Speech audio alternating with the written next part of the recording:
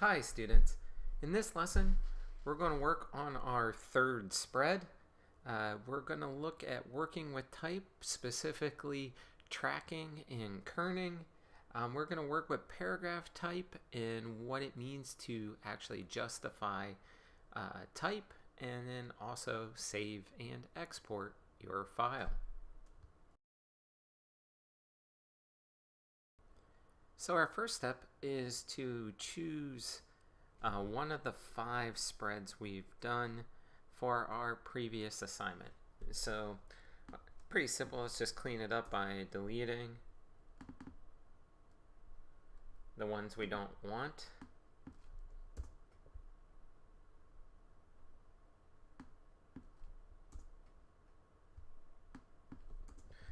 Then all I'm going to do is come in,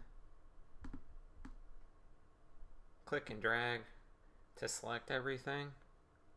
Then I'm just going to cut, Command X,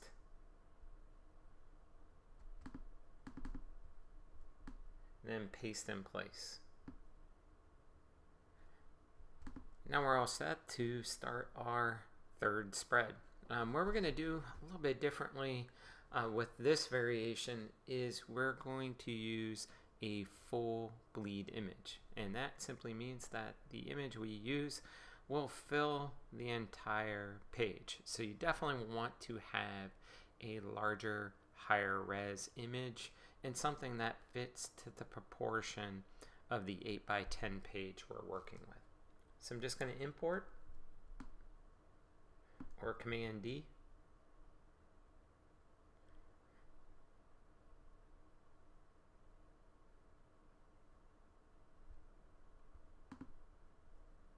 And going to place it.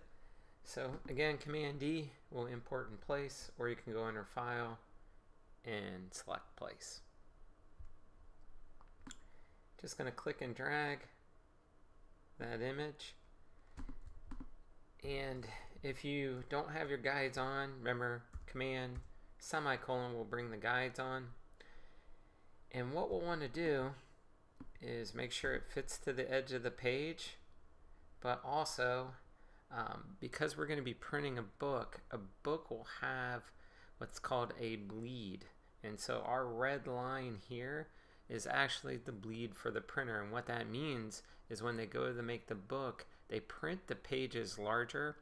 And then when they bind it, they actually trim it as well. So what you want to do is just hold Shift and Command and slightly scale up your page just so that it fits into that bleed. And again, you can also click and drag without any Shift and Command. So again, you can recrop it to fit by just dragging and making that selection fit to the guide. So again, there's 2 here, 2 commands you can do.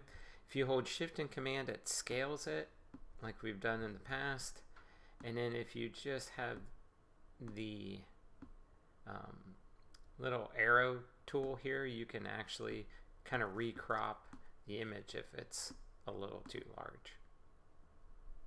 So now that we have our image in place, I can do Command semicolon to turn it off and see it. Remember, if it's a little pixelated,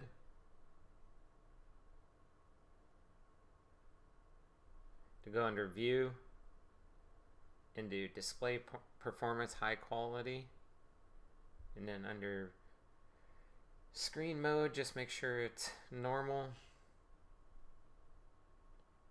And then also, this is how you get Overprint Preview, and it'll help render it even better. So again, if we scale it up a few %, you should be okay when it goes to print. What you don't want to do is, again, if the image is like a 3" by 3" to scale it up to 12 inches, because we all know then you'll definitely get pixelation in your image. So bring my grid back up, we can see that our image is placed at full size. So a full bleed image, what that does in a page layout is simply provide emphasis. So if this is a really good project to do a full bleed image, will emphasize in your page repetition. So again, make sure you're using a piece that you really think is fantastic. So now we're just going to put our type in place. I'm going to do like we did before. I'm just going to select the type from the left side here on our first spread. Come down, select the page, and paste in place. So again, this gives us the same settings. It aligns correctly, and we don't have any issues with our header or our body text not being in the same position. So now what I want to do is jump over to my text file. Just like before, you'll have new copy written for your third project you're using. This will probably be what takes up a bulk of your time, is actually writing the description of your project. So I'm just going to copy this.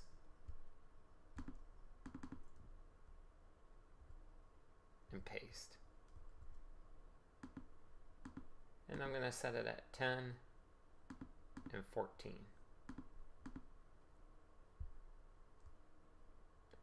And I'm going to change the title.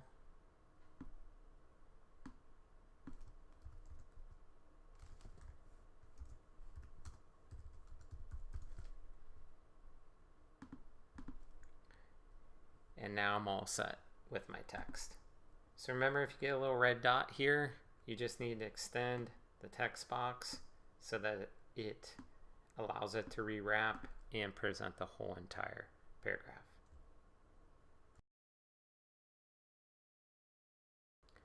Now let's work with some type.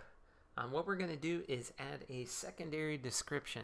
And what I mean by that is when the piece was made, what type of medium it might be, and also possibly a size. I'll let you decide on what you want to add to that line item description, but I'm just going to go through how to set that and how to experiment with what we call tracking and kerning.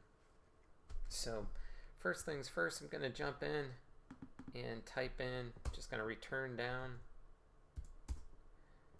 and type in the date, and let's say it's a digital painting.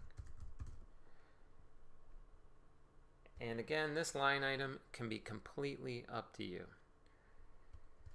So if I just come in and set that type, it looks a little bit generic and it doesn't really have a sense of hierarchy to it. Obviously we have the title of the project or the piece. Now we want to add some secondary information, and just by setting it in the paragraph text here, it really doesn't have any emphasis to it. And honestly, it just doesn't look like it has any attention to it. So if I'm going to select this, and I'm going to just cut it out of the paragraph text, and I'm going to turn my guides back on, again, Command semicolon, and move this paragraph down to be about equal distant. So the margin here and the margin here are equal, just so I can keep the spacing as balanced as possible. What I'm going to do, if I hit T, will give me the text tool, or you can select it over here. Click and drag to make a new text box, and I'm going to paste my title in place. So right now, if I put it in the center there, it's okay. And what we're going to do is we're going to experiment with a handful of variations for how to set this header and this secondary description. So my best advice is to zoom in a little bit, and what we're going to do is, we talked about leading, and if you all remember, the leading is the spacing between each line of type and a paragraph. But it also can be the distance between our header, our description, and our paragraph as well. So what we're going to do is we're just going to push this down, turn our guide back on, push this down a little bit further, and we're going to push the spacing or the leading a little bit tighter,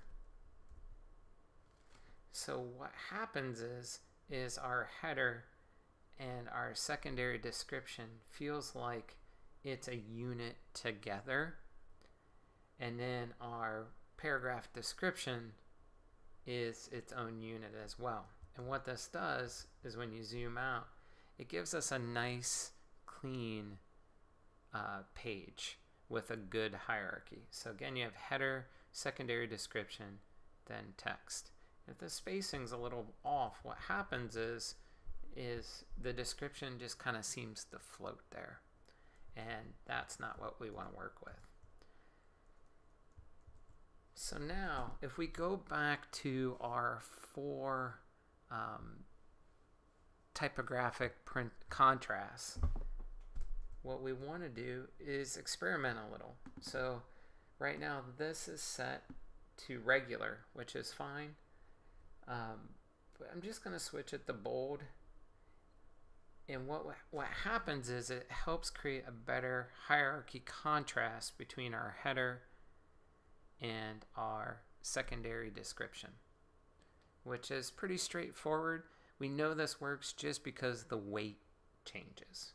But also we've used all caps in our header as well.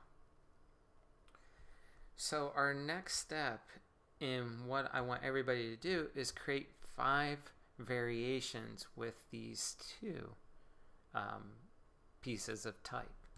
So to do that, we'll do just like our previous spread in lesson 2. We're just going to copy and paste this layout into the next 5 pages. So I can go to the next page and do a paste in place. Go to the next page, and if you click on the page itself, it'll help make sure it pastes in the correct page. I can also do Shift, Option, Command V. V. V. So now I have 5 examples to work with. And I can come in and experiment with the type. So the second example, I want to look at what happens if this is a combination of upper and lowercase. So this would be my next example I've worked with. And then I'm going to go down to the third one, and I'm going to do this one in upper and lowercase, but I'm going to change the digital painting description here to all cap. And that tool is obviously you can do across the top here. It's the all cap here, or under character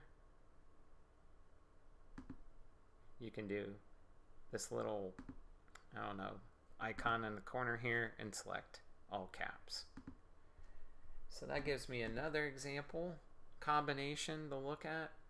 And again, you're just using the 4 typographic contrasts. We're using weight, encase, and then there's a size contrast. So here I have 18 and here I have 10.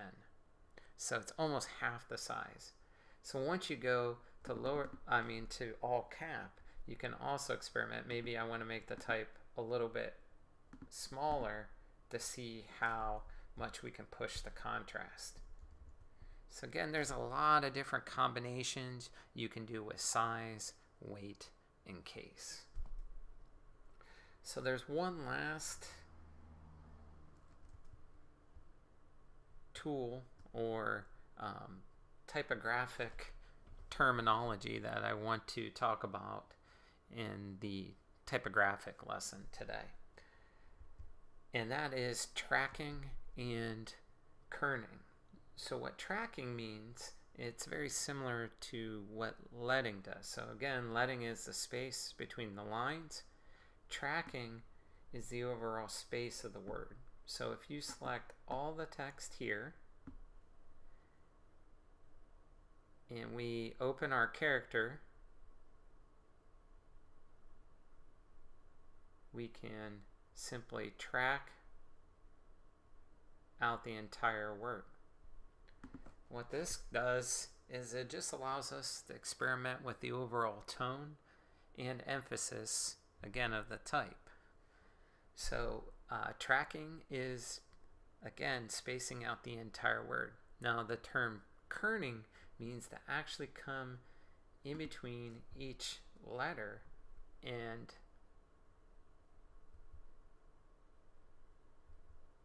space it. So this is for tracking, and this one is for kerning. And what you want to do if you're kerning individual letters is look at the negative space between the letters and make sure that something doesn't happen, like where one of your letter forms is really floating out. You want to have it as balanced as possible and the negative space between the letter forms to be as balanced as possible.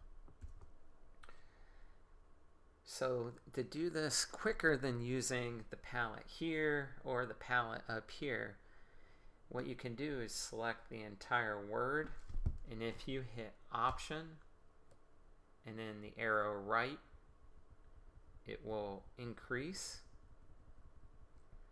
You hit the arrow left, it will decrease. This is really, really important to learn. So left and right. Pretty simple. And we can do the same with this here. So I tend to advise that if you have all caps in your header, you can track it out a little bit just to experiment with. But if we have lowercase and like a secondary piece of type, I wouldn't track this out, because you can see that it just honestly doesn't look very good and the legibility is kind of tough to read. So I'm going to track this back in. And so now you have the opportunity in your next 2 spreads, or all 5, to experiment with, again, size, weight, and case in your header and in your secondary description, and then also working with tracking.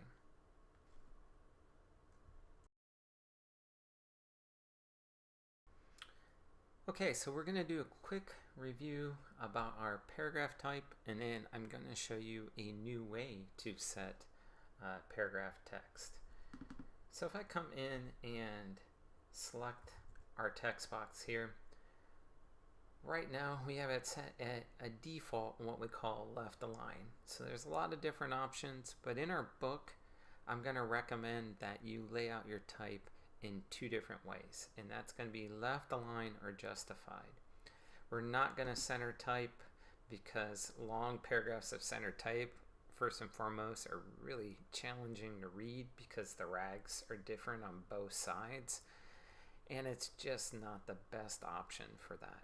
And then also right aligned is kind of the same issue. It has a lot to do with legibility. We're used to reading left to right, and our eyes used to tracking that way. So when there's a rag on the left side, it actually again becomes more challenging to read. It has less to do with aesthetics and more to do with legibility of the word and being able to read paragraphs. So again, what we're going to work with is just align left text, and again under paragraph you can set that option here as well. Now remember that we always want to turn the hyphenation off for left aligned text. So again, because it has a rag on the right here, we always want to just turn the hyphenation off to try to get a better looking paragraph. So again, once I have this left aligned text set, this is one of our options to do a quick review. Remember that we always want to try to get the nicest, cleanest rag. So remember the negative space that happens. It's fine on the last sentence, but you can kind of see here that we got a weird negative space. This isn't so bad, and the rest of it seems to be pretty good. Remember, we don't want to leave things like widows, so a simple rule is you can just come in and return it down, and that kind of helps again with legibility, and it just looks better. So for our 5 examples, we're going to experiment with a nice set left align type, and then the next version we're going to work with is called justified type. Now, justified type is used in books, and it's also used in a lot of editorial.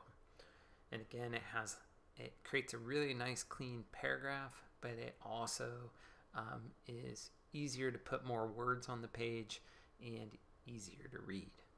So how to set a nice piece of justified type is a little more challenging and a little more technical than actually doing a piece of left align type. And we're going to look at the options when you print them out and come up to review, but I just want you all to explore how to do both and have that option to choose which one you want to work with. So again, this is left align. We're just going to come down to our second spread example, and then under paragraph we want to select justify. So when you just default to justified, what happens is you'll get a thing called rivers. And what rivers are is sometimes this, because they're trying to justify, which makes sense, it's equal on the left and the right side. What you'll get is a thing called rivers, which means the spacing between the words sometimes is not optimal, and you get some really weird spacing that happens. So there's a couple different hacks we can do to actually get this spacing to be a lot nicer. The first one is to actually, different than the left align, is to actually hyphenate our justified type. So now that we have our hyphenation set, what you want to do is under paragraph, so again, make sure you have the paragraph palette open. We're going to go into justification. And again, you can have the preview on, and you can actually hack these numbers to get a nicer, cleaner paragraph. So what we're going to do is we're going to select 90, and you can see if you have it set on preview, it starts to rewrap everything. And then I'm going to do a maximum of 105.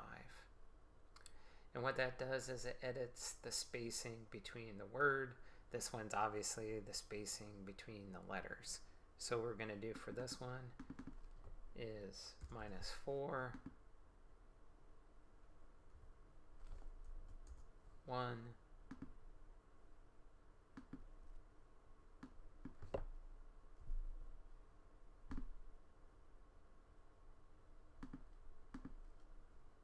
and 5.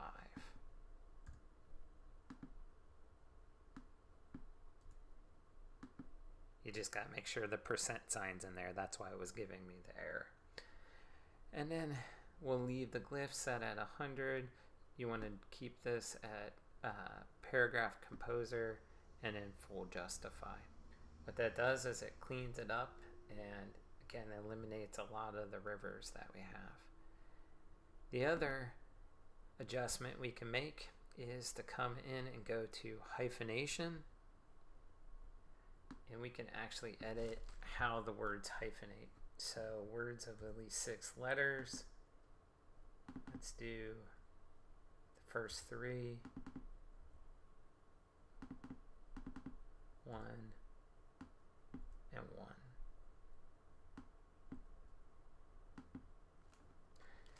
What that does is it gives us a nice clean paragraph to work with.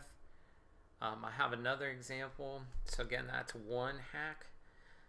There's a second example that I'll type the numbers in that you can work with. If you don't love how this justification worked, you can come and try it again.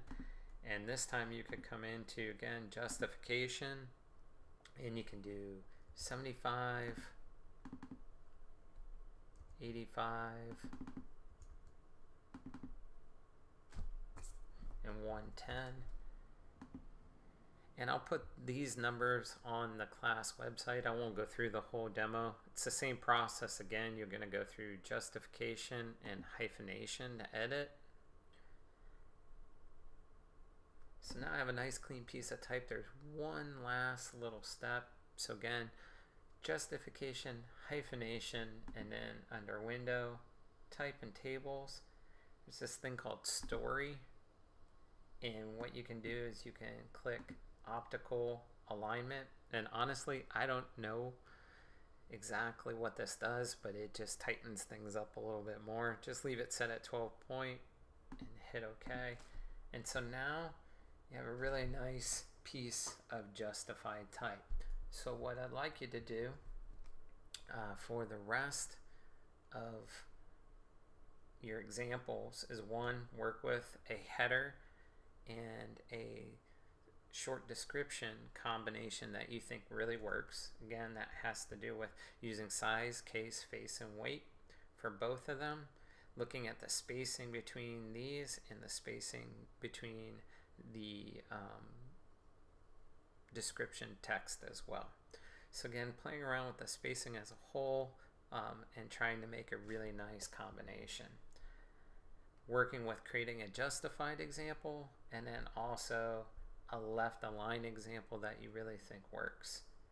Also, when you're working with creating these extra justified examples and left align examples, you can continue to experiment with more leading. So if you think it will look better once you've justified it to actually give it a little more space, start to experiment with that as well.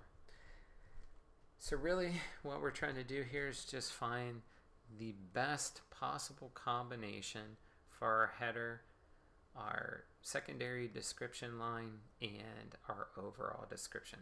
Just trying to make the nicest looking combination for the page that we can.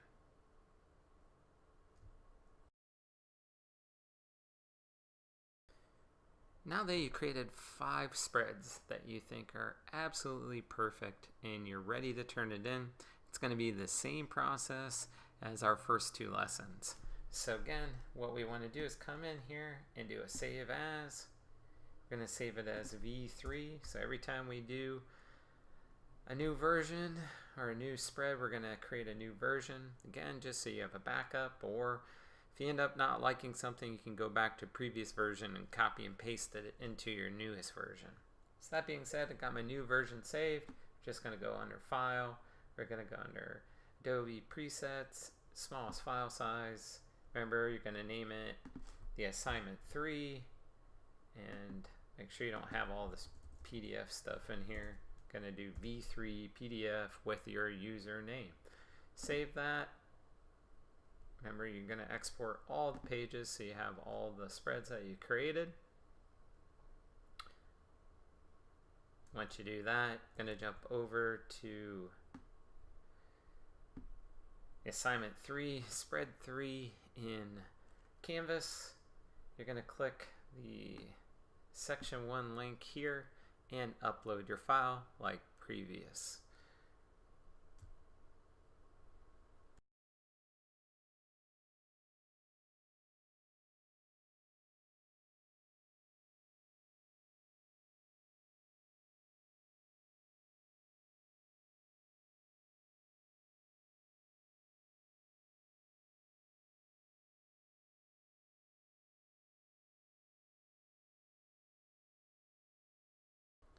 Our lesson has now come to an end. We've created a 3rd spread that uses a full bleed image to help create emphasis on that project and also emphasis within our page repetition of our book. We worked with type in a new way by setting a secondary description that works with our title, and we've used the 4 typographic contrasts of size, weight, case, and not quite face yet. And then also we've introduced tracking and kerning to how to work with our header type. We've also introduced how to do justified paragraph text, and finally how to save and export your project and turn it in. I hope you all enjoyed this lesson. I wish you best of luck on your project and happy designing.